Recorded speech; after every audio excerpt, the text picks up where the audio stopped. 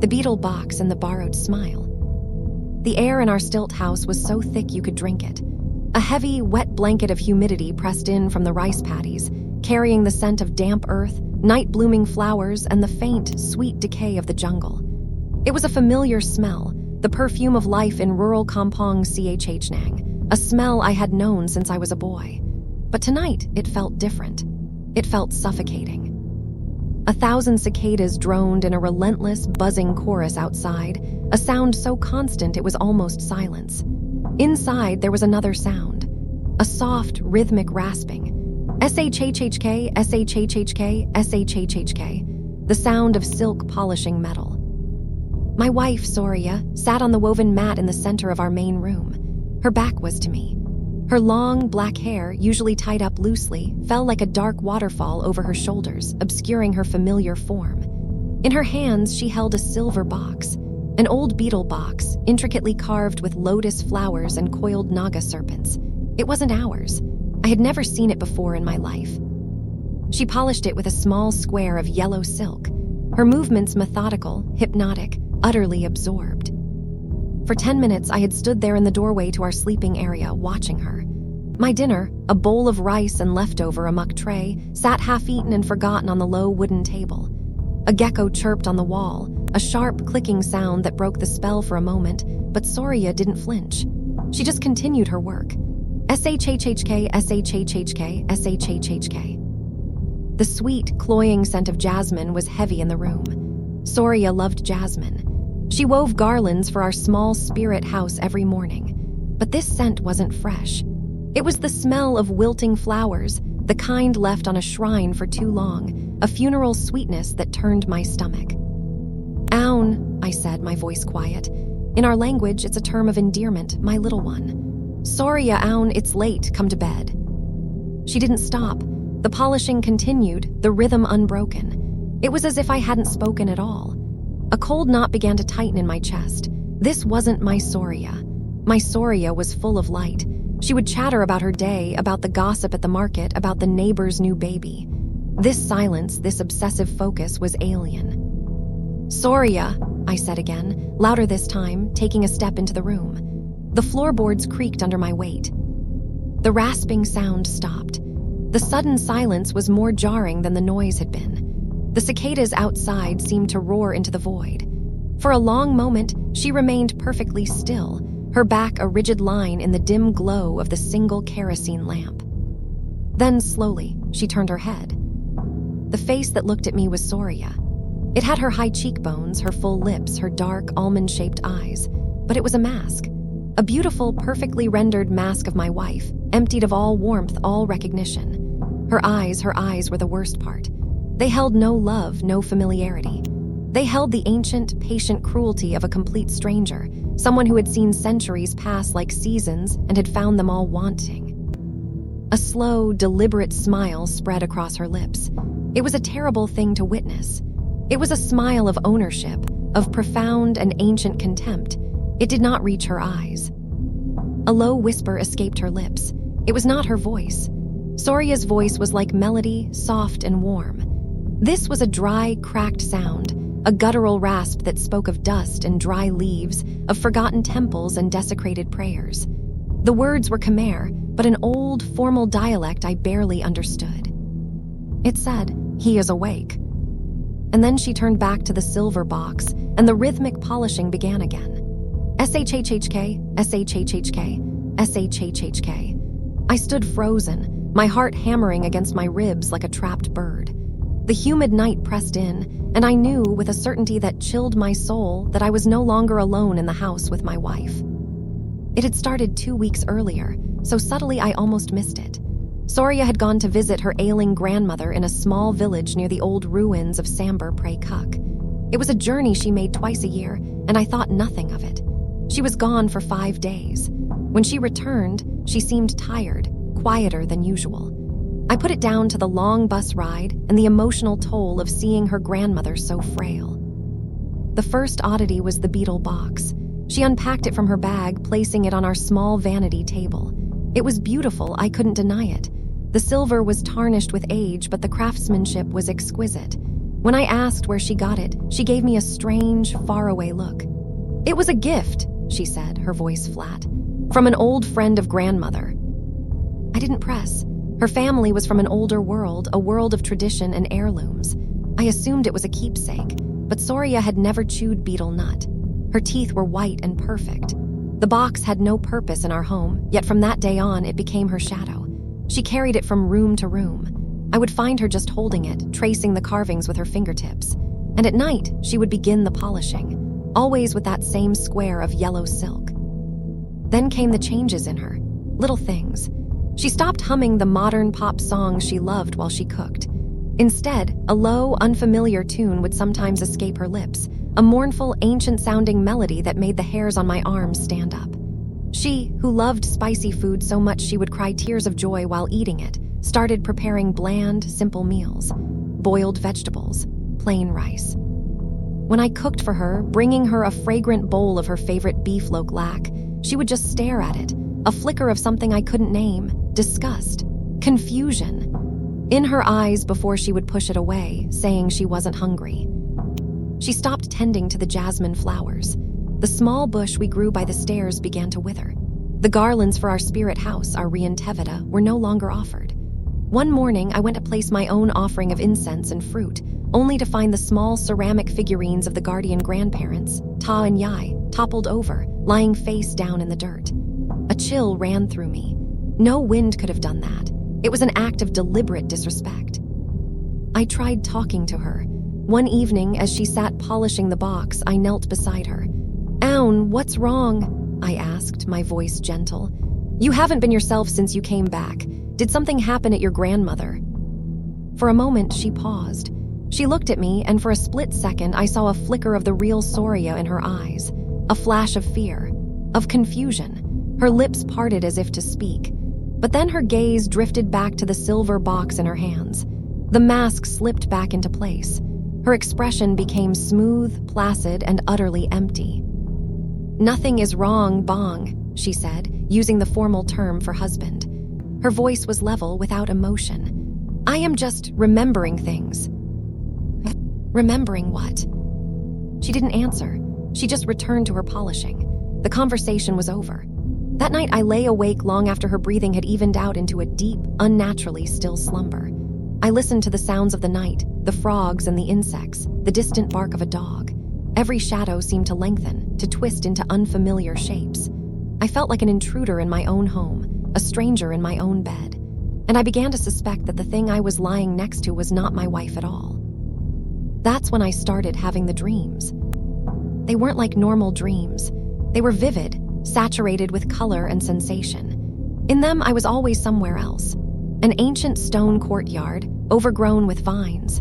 The air was thick with the smell of incense and blood. I would see figures in elaborate silk costumes, their faces obscured by shadow, moving through the motions of a royal court from centuries ago. And always at the center of it was a woman. I could never see her face clearly, but I knew her presence. She wore a sampot of the richest, deepest red and heavy gold jewelry adorned her neck and wrists. In her hands, she held the silver betel box.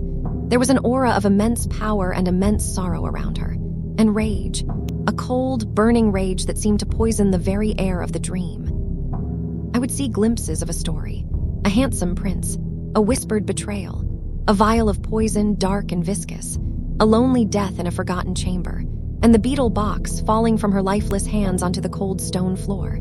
I would wake up in a cold sweat, my heart pounding, the phantom scent of incense and blood still in my nostrils. Soria would be sleeping soundly beside me, a faint, cruel smile on her lips, as if she were the one projecting these nightmares into my head. After a week of these dreams and Soria's worsening behavior, I knew I couldn't ignore it any longer. This was beyond marital problems, beyond stress or fatigue. A darker seed had been planted in our home. I decided to call her mother. My hands were shaking as I dialed the number for her village. It took a long time for someone to pick up. Finally, the crackling voice of Soria's mother came through the line. I tried to sound casual at first, asking about her health, about the grandmother. Then, I steered the conversation to Soria's visit. "May," I said, using the familiar term for mother. When Soria was there, did she seem different to you?"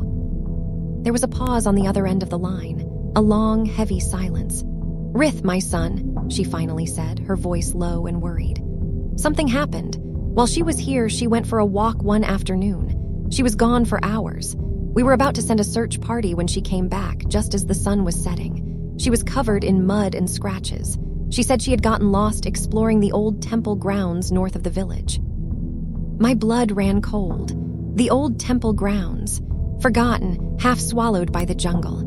People said that the spirits there were old and powerful, that it was not a place to be disturbed. "And," her mother continued, her voice dropping to a whisper, "she had that silver box with her. She wouldn't say where she found it, she just clutched it to her chest. Her grandmother, your Soria's grandmother, she is very old, but her mind is still sharp. When she saw the box, she became very agitated. She started chanting a prayer and told Soria to throw the box into the river. She said it belonged to a malevolent spirit, a bitter ghost." "A bitter ghost," I repeated, the words feeling like ice in my mouth. "Ning Som," her mother whispered. "The bitter lady, a legend in our village, a concubine of an ancient king betrayed and murdered. They say her spirit is tied to her possessions and she seeks a beautiful young body to live in again to feel the sun on her skin." Rith, Soria would not listen. She laughed. It was not her laugh, my son. It was a cold, mocking sound. The next day she left. She has not been the same. After the call, I felt a new kind of fear. It was no longer a vague unease. It had a name, Ning Som. I looked at the beetle box, sitting on the table, gleaming in the lamplight. It didn't look like a simple object anymore. It looked like an anchor, a tether for something ancient and hungry. That evening, the true horror began. I came home from work to find the house eerily quiet. Soria was not in the main room. I called her name. No answer. I pushed open the door to our bedroom and stopped dead. She was standing in front of the mirror, but she wasn't looking at her own reflection. She was dressed in one of her finest silk blouses, one she usually saved for weddings. Her hair was styled in an elaborate, old-fashioned way I had never seen before. She had used her makeup, but the application was stark and dramatic, like an actress in a classical drama. She looked regal and terrifying. She was speaking to the mirror. Her voice was the dry, guttural whisper from the other night, but the words were clear now. "Soon," she was saying to her own reflection, "this vessel will be strong enough. The jasmine-scented fool is almost gone.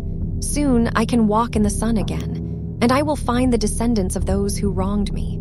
Their bloodline has not forgotten me, and I have not forgotten them." Her reflection smiled that same terrible, cold smile.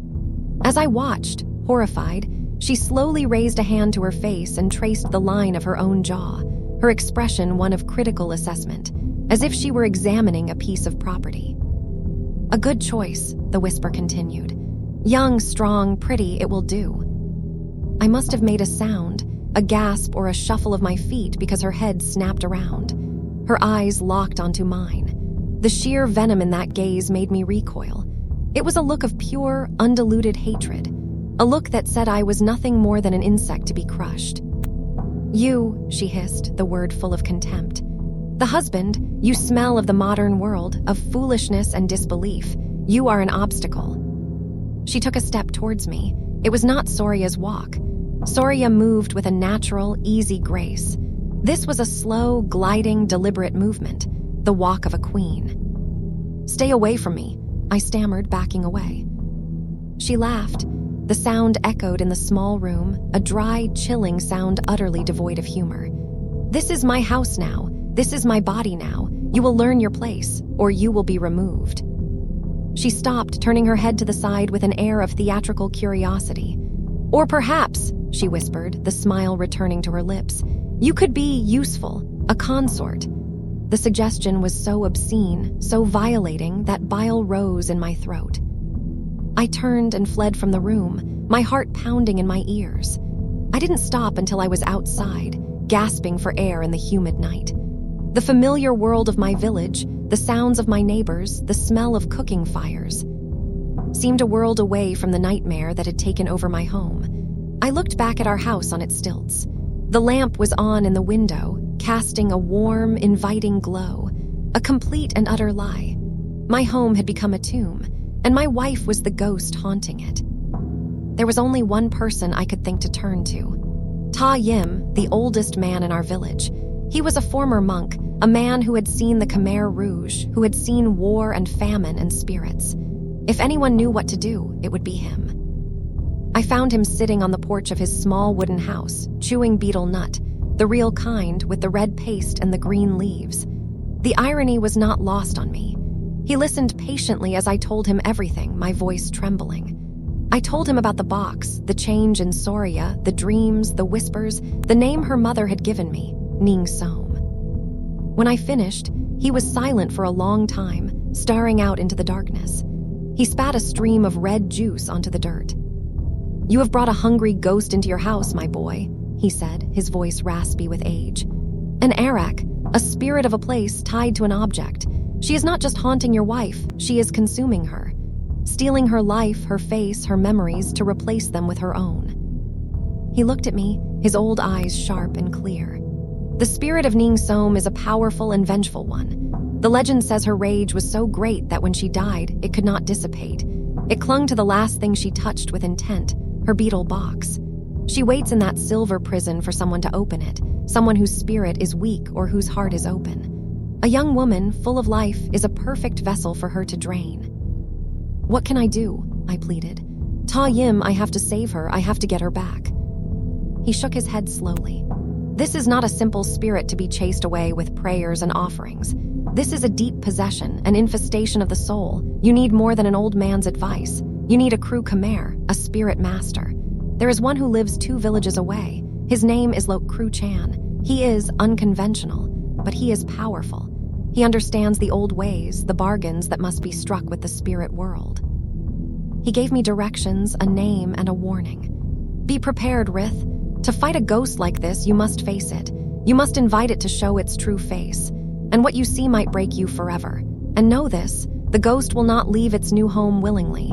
It will fight. It will lie. It will use your wife's face, her voice, her memories to hurt you, to make you weak." Returning to my house that night was the hardest thing I've ever done. The lights were off. I entered cautiously, my heart in my throat. I found Soria asleep in our bed, looking for all the world like her normal self. Her face was relaxed, peaceful. For a delirious moment, I thought perhaps I had imagined it all, that it was a terrible dream, a fever. I reached out a hand to touch her cheek. Her skin was cold, ice cold. Her eyes snapped open. They were pitch black in the moonlight, 2 empty voids. The dry whisper slithered out from her lips. "The old man gives you foolish counsel. There is no one to save her. She is already gone." Then her eyes closed, and her breathing returned to its slow, even rhythm. I spent the rest of the night huddled in a chair in the main room, watching the bedroom door, feeling the oppressive weight of an ancient, malevolent intelligence watching me back from inside my wife's skull. The next day, I found Lok Kru Chan. He was not what I expected. He was a wiry man, not much older than myself, with tattoos of ancient script covering his arms and neck. His eyes, however, were ancient. He lived in a house cluttered with amulets, dried herbs, and strange statues. He listened to my story without interruption, his face impassive. When I was done, he lit a stick of incense and watched the smoke curl towards the ceiling. "The spirit is strong," he said, his voice surprisingly calm. "It has had time to set its roots deep into your wife's soul. We must perform a ritual, a confrontation. We will do it in your house where its power is concentrated. Tonight." He gave me a list of instructions. I was to buy specific flowers, candles, and raw eggs. I was to clear the main room of all furniture except for one mat. I was not to eat or drink anything after midday. And I was not to speak to my wife, no matter what she said or did.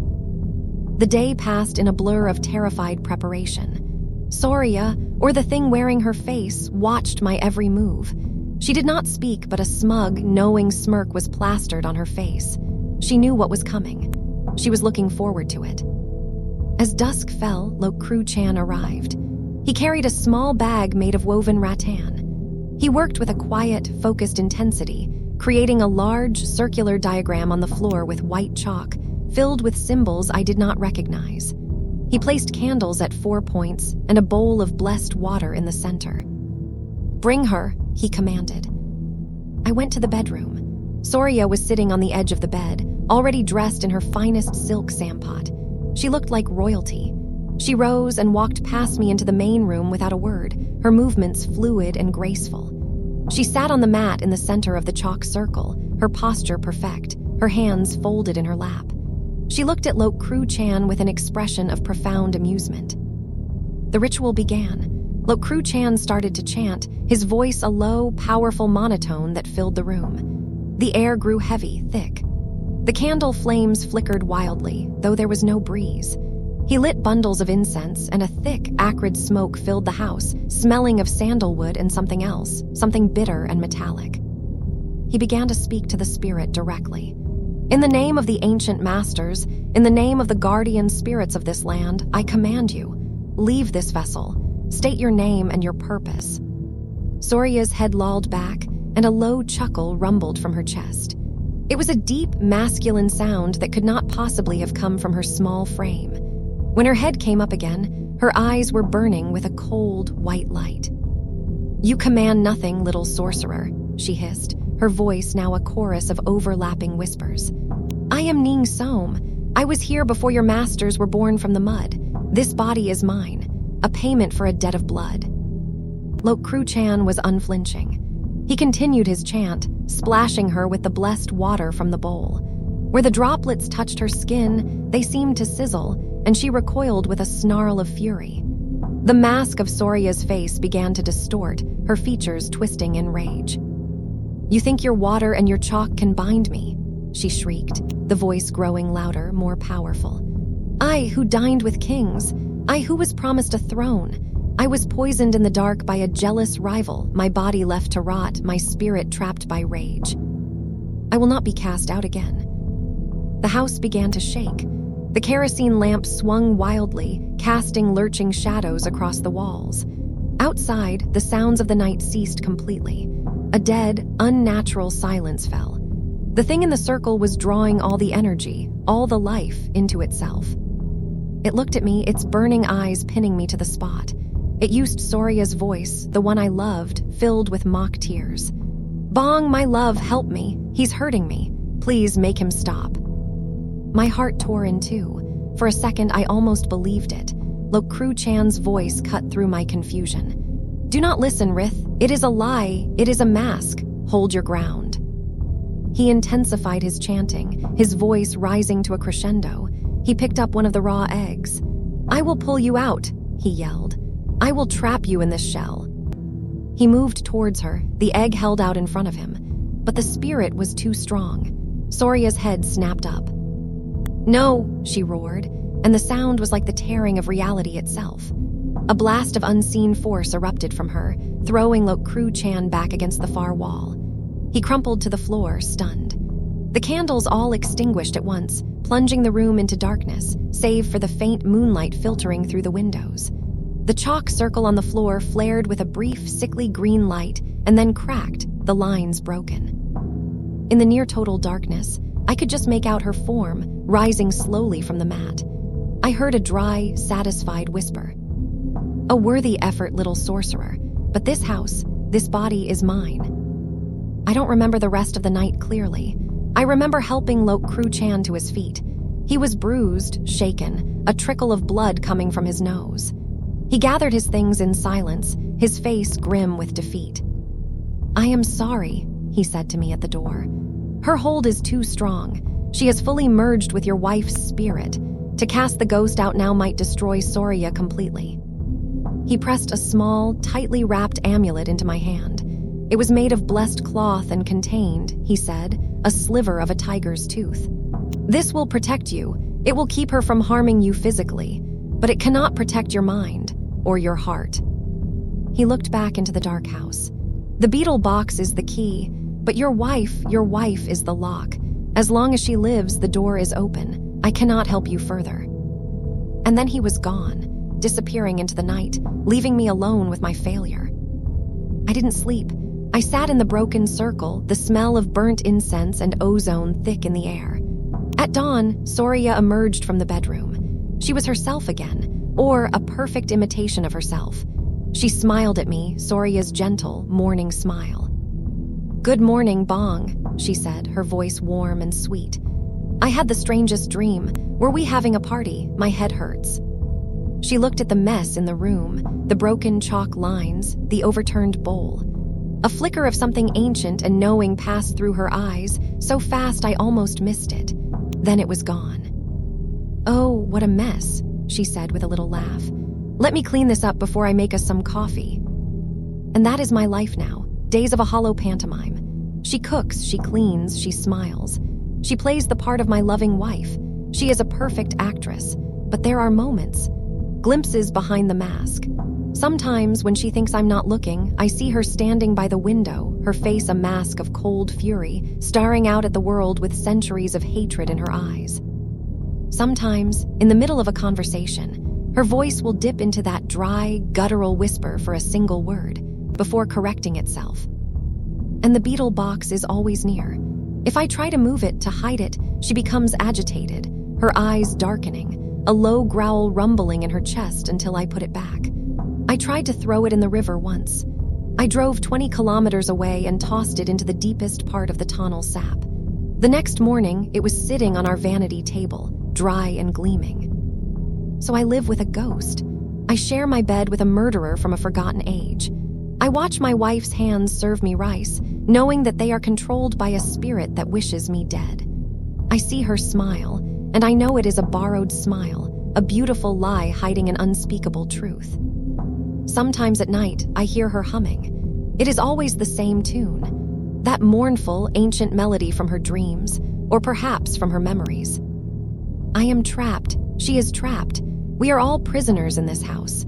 The keeper of the box has found a new home. And I have learned the most terrible truth of all. Some ghosts do not want to scare you. They want to replace you. So if you ever find yourself walking among old ruins, among the quiet, forgotten places of the world, be careful what you touch. Be careful what you take. Some objects are not merely objects. They are prisons. And they are waiting for a key, waiting for someone young and beautiful and full of life to turn it. Some doors, once opened, can never be closed again.